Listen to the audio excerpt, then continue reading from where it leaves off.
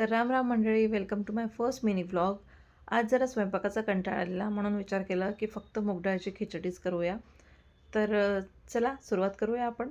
सर्वप्रथम कुकरमध्ये तेल घेऊया. त्यामध्ये राई, जिरा आणि सगळं चिरलेले आपण जिन्नस टाकूया. त्यात अद्रक, लसूण, हिरव्या मिरचीचा पेस्ट टाकून नीट परतून घेऊया आणि नंतर आपण त्यात चिरलेले टोमॅटोज टाकूया. टोमॅटो परतून झाल्यानंतर त्यात आपण तिखट, मीठ, धने पावडर, मसाला आणि आमचूर पावडर टाकून थोडी कसुरी मेथी घालूया.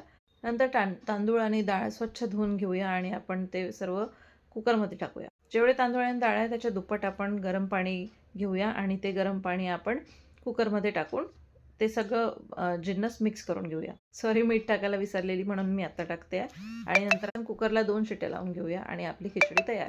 बघा किती छान झटपट बनलेली खिचडी. खिचडीसोबत आपण छान मूग डाळीचे पापड तळून घेतलेत आणि तोंडी लावायला आंब्याचं लोणचं. वाह! आणखी काय हवं आहे?